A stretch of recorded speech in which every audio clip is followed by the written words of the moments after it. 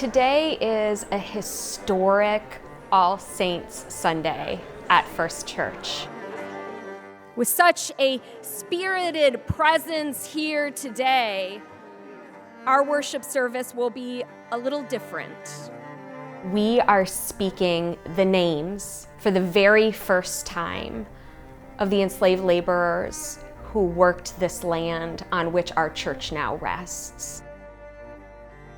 This land, before the church arrived, was a tobacco plantation, and we want to honor and memorialize these ancestors who toiled here as we continue to excavate the hidden history of First Congregational United Church of Christ in Washington, D.C. We have told our history in very particular ways, and we are now learning to tell it anew.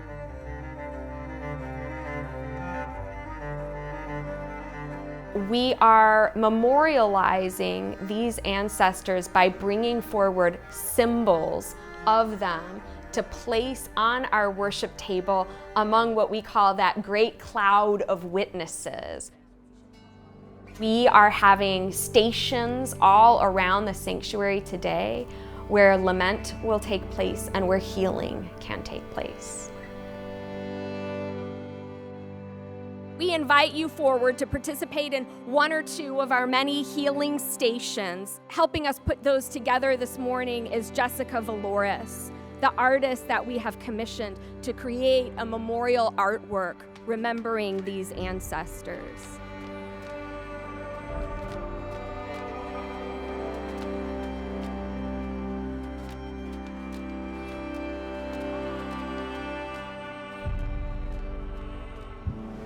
Thank you. It was very nice to pray with you.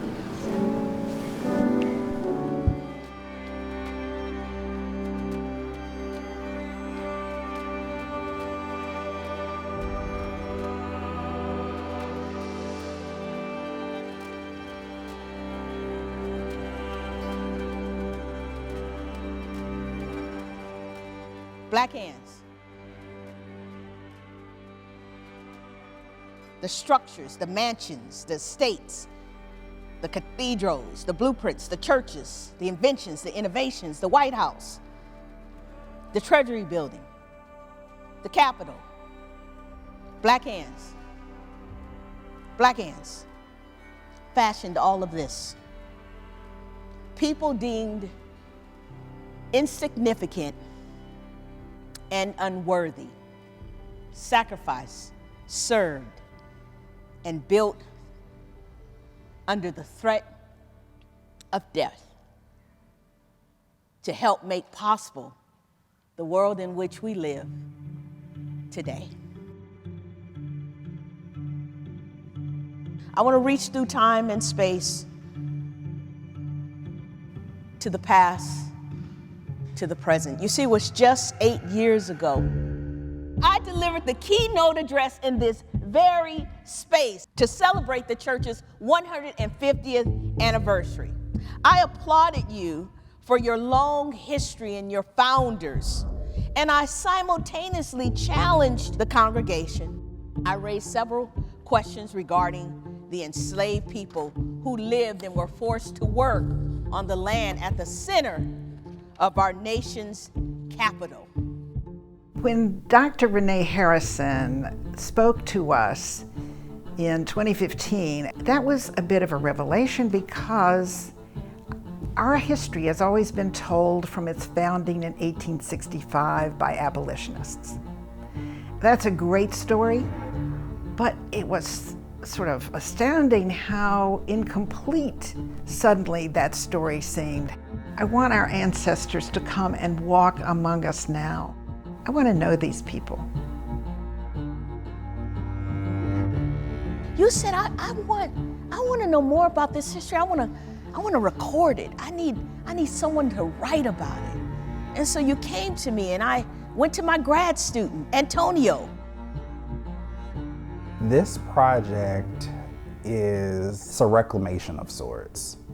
The Burns family is a family that was descended from Scottish immigrants, from my understanding, and they owned a large amount of property in what was then Prince George's County, Maryland, and that property ended up becoming what is now known as the District of Columbia.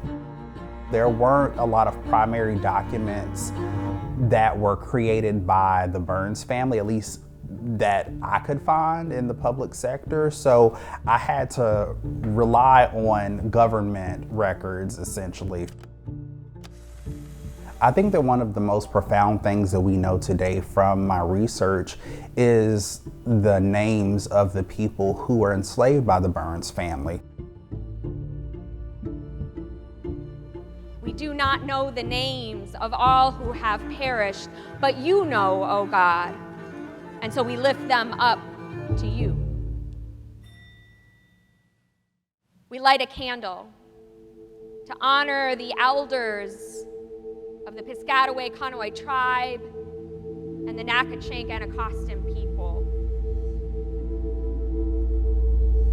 We call the names of the ancestors of African descent, those women, men, and children held against their will and who labored upon the land that this church now sits.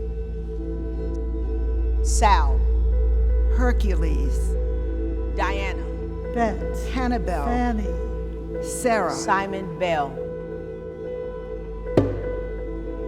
Harry, Bartholomew, Mary, Dorcas, Sal, Tom, Sophia, Harry, Grace, Peg, William, Reason, Bob, Charles, George, Betty, Jane, Anthony, Fletcher, London, Richard, Darky, Sally Bell, Jane, Flora, Betty, Rachel, Letha, Eleanor, Ben, Mary,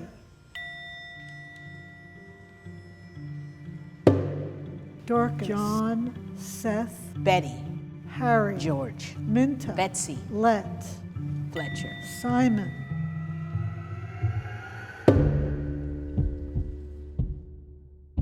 One of the names that we spoke is the name Simon.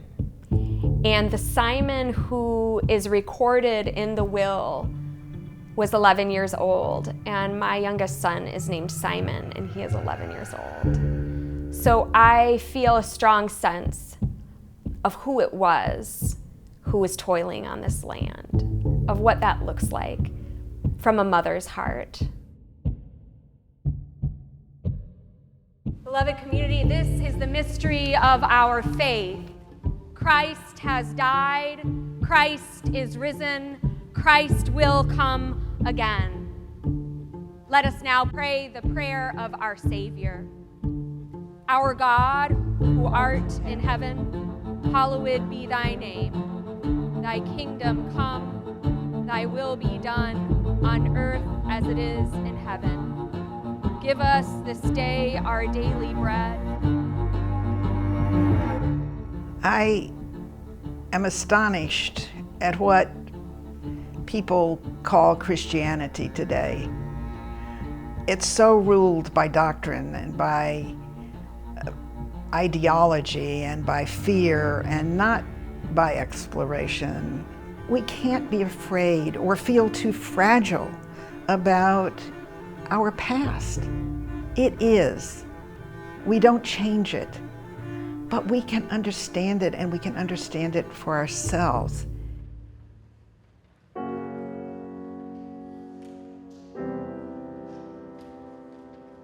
By knowing these names through Antonio's research, by having a list of names, we have a glimpse, but we don't have their stories.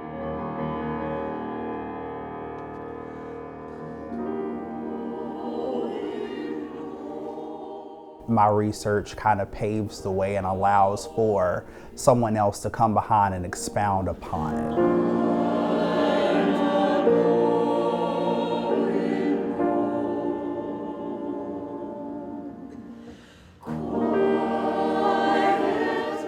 The people here at First Church were and are interested in an unabridged history, something that is not whitewashed. And I think that at times you don't find majority white congregations and white people interested in addressing these types of uncomfortable truths.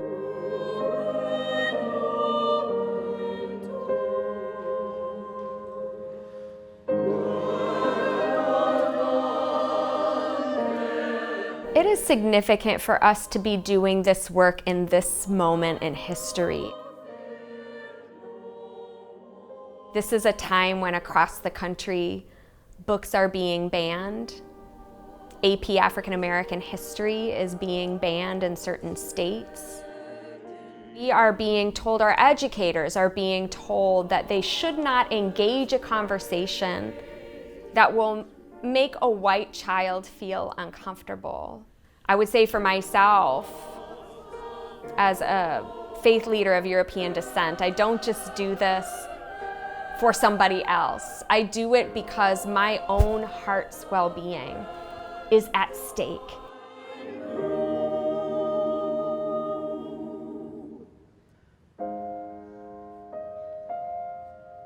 You, in a small segment of the world, created a ripple effect that will last for a lifetime. You did that. The greatest commandment of these is to love God and love neighbor. You have done that. So go forth in love, beautiful people, and continue to make ripples throughout the nation. Go in peace.